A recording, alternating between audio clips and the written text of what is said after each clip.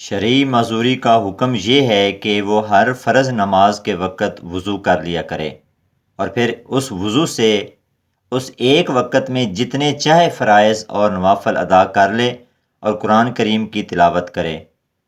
اس ایک وقت کے درمیان میں جتنی بار بھی ری خارج ہو وہ باوضو ہی سمجھا جائے گا، بشرطے کہ کوئی اور سبب وضو کو توڑنے کا نہ پایا جائے، یہاں تک کہ وقت ختم ہو جائے، یعنی جیسے ہی اس فرض نماز کا وقت ختم ہوگا تو اس کا وضو بھی ختم ہو جائے گا اور پھر اگلی نماز کے لیے دوبارہ وضو ہوگا۔ بسم اللہ الرحمن الرحیم۔ نماز کے دوران ری یعنی ہوا خارج ہونے سے کیا ہوتا ہے؟ کیا ہم نماز مکمل کر سکتے ہیں؟ اور اگر ہم جماعت کے ساتھ نماز ادا کر رہے ہیں اور ہمارے پیچھے 3-4 صفیں موجود ہیں، تب اگر ہماری ہوا خارج ہو جائے یا ہوا خارج ہونا محسوس ہو تو پھر اس صورت میں ہم کیا کر سکتے ہیں؟ کیا ہماری نماز ٹوٹ جائے گی؟ کیا ہم صفیں توڑتے ہوئے باہر نکلیں گے؟ کیا ہمارا وضو برقرار رہتا ہے؟ یا اگر ہم دوسروں کو نماز میں ڈسٹرب نہ کرنے کی نیت سے وہیں کھڑے رہیں اور بعد میں وضو کر کے نماز کو مکمل کر لیں تو کیا ہمیں با جماعت نماز ثواب مل جائے گا؟ ناظرین گرامی، یہ ایسے سوالات ہیں کہ جن کے بارے میں پوچھنے سے بھی ہم شرماتے ہیں، اور پھر جب کبھی ہمارے ساتھ ایسا معاملہ پیش آئے تو علم نہ ہونے کی وجہ سے ہم اپنی نماز خراب کر بیٹھتے ہیں، بلکہ اکثر اوقات تو ہم ثواب کی بجائے گناہ ہی حاصل کر لیتے ہیں۔ قرآن حکیم میں 100 سے زائد مقامات پر نماز کا ذکر آیا ہے، جن میں سے 80 مقامات پر صریحاً نماز کا حکم وارد ہوا ہے۔ جب اذان ہوتی ہے تو ہم اپنا کام کاج چھوڑ کر مسجد کی طرف رجوع کرتے ہیں تاکہ ہم نماز ادا کر کے اپنے گناہوں کی بخشش خداوند کریم سے کروا سکیں۔ حدیث مبارکہ میں ہے کہ اللہ تعالیٰ انسان کے اعمال کو نہیں دیکھتا، بلکہ اللہ تعالیٰ انسان کی نیت کو دیکھتا ہے کہ وہ کس نیت سے عبادت کر رہا ہے۔ نماز جیسے اہم فریضے کی ادائیگی کے لیے باوضو ہونا اور دوران نماز باوضو رہنا نہایت ضروری ہے۔ اس لیے ہم وضو کر کے مسجد میں نماز ادا کرنے جاتے ہیں، کیونکہ وضو کے بغیر نماز ادا کرنا ثواب کی بجائے گناہ کے زمرے میں آتا ہے۔ اس لیے ہم جب بھی مسجد میں داخل ہوتے ہیں تو باوضو ہوتے ہیں۔ نماز کے لیے ضروری ہے کہ ہم جس جگہ میں نماز ادا کر رہے ہوں تو اس جگہ کا پاک صاف ہونا ضروری ہے، وہاں روشنی ہونی چاہیے، اندھیرے میں نماز ادا کرنا جائز نہیں ہے۔ ہمارا جسم اور کپڑوں کا پاک ہونا بھی ضروری ہے۔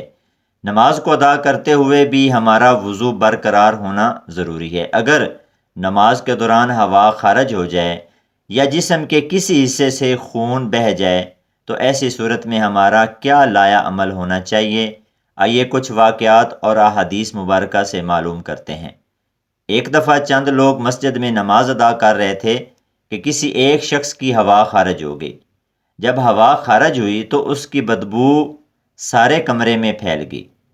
جو لوگ نماز ادا کر رہے تھے سب کو معلوم پڑ گیا کہ ہم میں سے کسی نہ کسی بندے کا وضو ٹوٹ گیا ہے۔ پھر ان چند بندوں میں سے کسی نے یہ محسوس نہ ہونے دیا کہ کس کا وضو ٹوٹ گیا ہے۔ اس نے شرم کے مارے نماز نہ توڑی بلکہ نماز کو جاری رکھا۔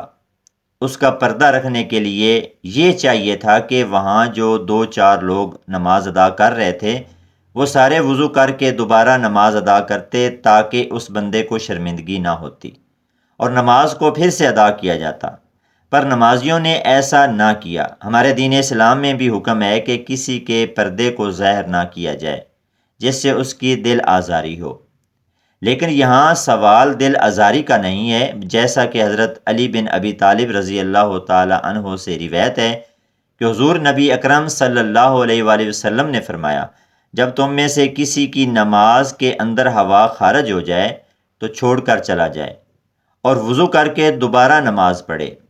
اس حدیث مبارکہ سے معلوم ہوا کہ نماز میں وضو ٹوٹ جانے کی صورت میں اپنی جگہ پر کھڑے رہنے کی اجازت نہیں ہے، بلکہ وضو کر کے دوبارہ نماز میں شامل ہونے کی ترغیب دی گئی ہے۔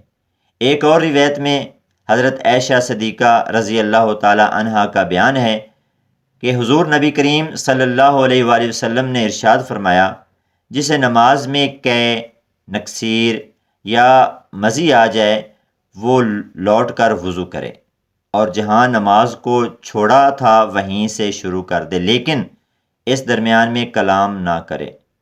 اور حضرت عائشہ صدیقہ رضی اللہ تعالی عنہا سے ہی مروی ایک حدیث مبارکہ میں دوران نماز وضو ٹوٹ جانے کی صورت میں صفوں سے نکل کر جانے کے بارے میں بتایا گیا ہے۔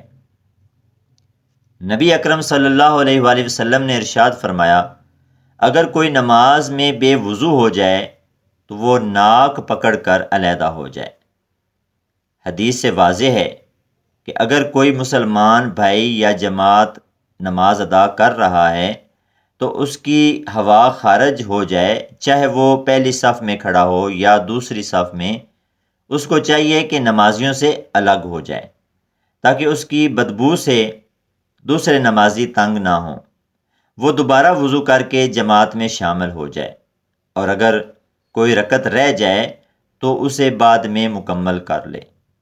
بعض اوقات نمازی کو وہم سا ہونے لگتا ہے کہ اس کی ہوا خارج ہو گئی ہے، حالانکہ کچھ بھی خارج نہیں ہوتا۔ یہ شیطانی وسوسہ ہوتا ہے جو انسان کی نماز خراب کرنے اور اس میں عدم خشوع کے لیے پیدا کرتا ہے۔ اس لیے نمازی کو اس وقت تک نماز نہیں توڑنی چاہیے جب تک اسے ہوا خارج ہونے کا یقین نہ ہو جائے۔ عباد بن تمیم اپنے چچا سے بیان کرتے ہیں کہ ایک شخص نے رسول کریم صلی اللہ علیہ وآلہ وسلم کے سامنے شکایت کی کہ اسے نماز میں خیال سا آتا ہے کہ اس کی ہوا خارج ہوئی ہے، تو رسول کریم صلی اللہ علیہ وآلہ وسلم نے فرمایا، وہ نماز سے اس وقت تک نہ نکلے یا نماز اس وقت تک مت توڑے جب تک وہ ہوا خارج ہونے کی آواز نہ سنے یا اس کی بدبو نہ پائے۔ حدیث سے یہ مراد نہیں کہ حکم آواز سننے یا بدبو آنے پر معلق ہے، بلکہ مراد یہ ہے کہ ہوا خارج ہونے کا یقین ہو جائے، چاہے اسے آواز نہ بھی آئے اور بدبو نہ بھی سونگھی ہو۔ دین اسلام میں یہ حکم کسی جگہ بھی موجود نہیں ہے کہ اگر نماز کے دوران آپ کی ہوا خارج ہو جائے تو آپ اپنی نماز کو جاری رکھیں۔ اگر آپ ایسا کرتے ہیں تو آپ ثواب کی بجائے گناہ کو حاصل کر رہے ہوتے ہیں۔ نبی کریم صلی اللہ علیہ وآلہ وسلم کی حدیث پاک سے ظاہر ہے کہ اگر نماز کے دوران آپ کی ہوا خارج ہو جائے پر آپ شرم کے مارے کسی کو یہ ظاہر ہونا نہیں چاہتے تو ایسی حالت میں اپنے ناک پر ہاتھ رکھ کر نمازیوں سے پیچھے ہو جائیں کہ میرے ناک سے خون بہہ رہا ہے۔ دوسرے سب یہ سمجھیں گے کہ اس کے خون بہنے سے وضو ٹوٹ گیا ہے، اس لیے یہ دوبارہ وضو کر کے نماز ادا کرے۔ اس سے اس بندے کی بھی عزت رہ جائے گی اور نماز بھی ادا ہو جائے گی۔ ہمارے پیارے پیارے بھائیوں، ناک سے خون بہنے، ہوا خارج ہونے، قے آنے، یہ سب صورتوں میں وضو ٹوٹ جاتا ہے۔ اگر ایسا ہو تو نمازی کو دوبارہ سے وضو کر کے جماعت کے ساتھ ملنا چاہیے۔ جو رکعت باقی رہ جائے اس کو بعد میں ادا کرنا چاہیے۔ کچھ لوگوں کو یہ بیماری ہوتی ہے کہ ان کی بار بار ہوا خارج ہوتی ہے، ان کے ناک یا جسم کے کسی حصے سے خون بہتا رہتا ہے۔ شوگر کی وجہ سے پیشاب کے قطرے مسلسل گرتے رہتے ہیں، تو ان لوگوں کے لیے حکم ہے کہ وہ ہر نماز سے پہلے وضو کر کے نماز ادا کریں۔ اگر ابھی وضو کیا ہی ہے اور نماز کے لیے کھڑا نہیں ہوا تو اس کی ہوا خارج ہو گئی ہے یا اس کو قے آ گیا ہے تو وہ پھر دوبارہ سے وضو کر کے نماز کے ساتھ کھڑا ہو جائے۔ اگر وہ ایسا نہیں کرتا تو اس کی نماز قبول نہیں ہوگی۔ یہ بھی یاد رہے کہ اگر اخراج ریح کا تقاضا ہو تو ریح کو بامشقت روک کر نماز مکمل کرنا مکروہ تحریمی ہے۔